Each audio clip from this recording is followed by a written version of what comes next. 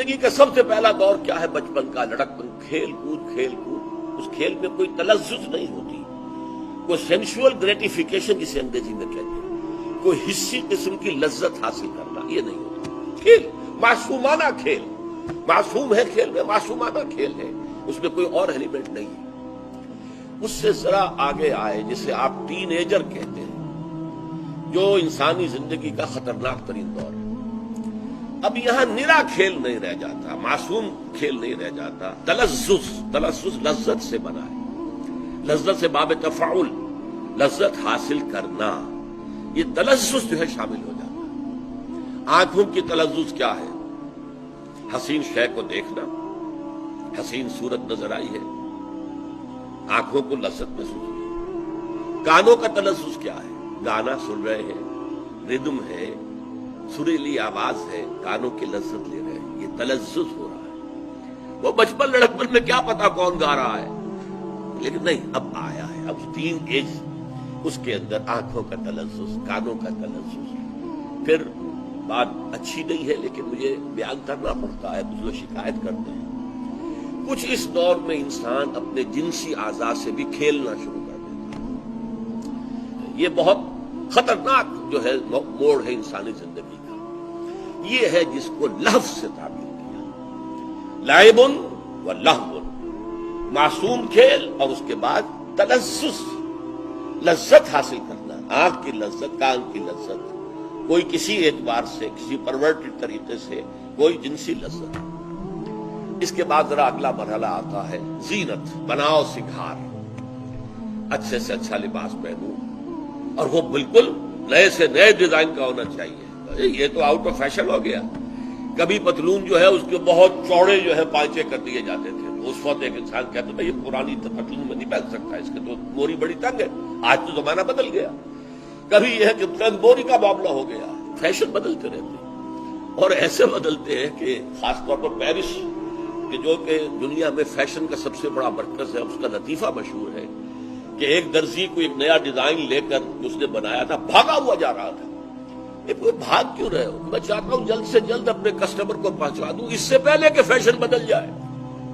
اب فیشن بدلتے تو دیر نہیں لگتی، تو میری ساری محنت جو ہے وہ رائگاں ہو جائے گی کہ فیشن تو بدل گیا، تم آج لے کر آئے ہو، 15 دن کے بعد لے کر آئے ہو میرے پاس۔ تو یہ جو ہے اب خاص طور پر عورتوں میں بناؤ سنگھار، لڑکیوں میں، جوان لڑکیوں میں، لڑکوں میں بھی، مردوں میں، عورتوں میں زینت صحیح نظر آؤں میں معاشرے کے اندر۔ کوئی یہ نہ کہہ دے کہ یہ تو بڑا کوئی پرانا قسم کا آدمی ہماری محفل میں آ گیا ہے، کون ہے؟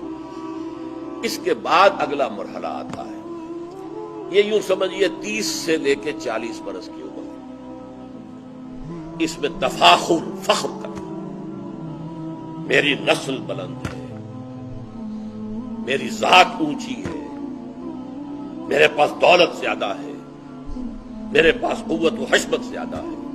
تفاخرم بینکم، خون پر، رنگ پر، پیشے پر میرا پیشہ بہت اعلیٰ ہے، میری حیثیت معاشرے میں بہت بلند ہے۔ اور یہاں تفاخر کہا گیا ہے، یہ باب تفاعل میں کیا ہے خاصہ کہ ایک دوسرے کے مقابلے میں آنا، فخر میں ایک دوسرے سے آگے نکلنا، یہ تفاخر ہے، فخر، ایک دوسرے پر فخر کرنا، رنگ پر، نسل پر، دولت پر، مال پر، اور ایک زمانے میں اولاد پر ہوتا تھا، آج کا دور بدل گیا ہے۔ اس زمانے میں اصل عزت انسان کی اولاد سے ہوتی تھی، جس کے پاس 10 جوان موجود ہیں بیٹے اور جوان ہاتھ موجود ہے، اس کی عزت جو ہے وہ زیادہ ہوگی، جس کے پاس کوئی نہیں ہے یا 2-3 ہے اس کی عزت کم ہوگی۔ مجھے لطیفہ یاد ہے، میرے کلاس فیلو نے میڈیکل کالج میں سنایا تھا کہ ایک بوڑھے آدمی کے 11 بیٹے تھے، لیکن 11 کے 11 کو اس نے پڑھا دیا، ڈاکٹر 5-6 تو ان میں سے ڈاکٹر تھے اور اعلیٰ عہدوں پر چلے گئے، اور ایک کوئی اس کا قریبی رشتہ دار تھا، اس کے 2 بیٹے تھے، انہوں نے کچھ پڑھا لکھا نہیں۔ اب جب کوئی جھگڑا ہوتا تھا وہ لاٹھی لے کر میدان میں آ جاتے تھے، یہ پڑھے لکھے دبک جاتے تھے، انہیں معلوم ہے ہماری زندگی بہت قیمتی ہے، 20 سال اپنے لگا کر میڈیکل کی تعلیم حاصل کی، ہم میدان میں کیسے آ جائیں، رسک کیسے لے لیں؟ تو وہ چیختا پھرتا تھا کوئی میرے 11 پڑھے ہوئے لے لے اور مجھے ایک ان پڑھ دے دے، جو میرے ساتھ کھڑا ہو کر میدان میں تو آ سکے، مقابلہ تو کر سکے، ایک ان پڑھ مجھے چاہیے، یہ 11 جو پڑھے لکھے مجھ سے لے۔ تو اولاد کی کثرت جو ہے یہ بہت بڑی فخر کی بات ہے، اب اس کے بعد جب انسان، یہ 40 برس کے بعد ہوتا ہے جب عمر ڈھلنی شروع ہوتی ہے، اب تفاخر کا معاملہ ختم، اب تکاثر، زیادہ سے زیادہ دولت، زیادہ سے زیادہ مال، زیادہ سے زیادہ اولاد، تکاثر میں کثرت سے مقابلہ کرنا۔ اب چاہے مونچھ جو ہے نیچی ہی نہیں موڑ دی جائے، لیکن پیسہ آنا چاہیے، دولت آنی چاہیے۔ مجھے اس سے غرض نہیں ہے کہ میری مونچھ نیچی ہو گئی ہو جائے، کوئی پرواہ نہیں، بلکہ مونچھ میں منڈوانے کو بھی تیار ہوں، پیسہ آنا چاہیے۔ یہ تکاثر فی الاموال والاولاد یہ ختم نہیں ہوتا جب تک انسان مٹی تلے دبا نہ دیا جائے۔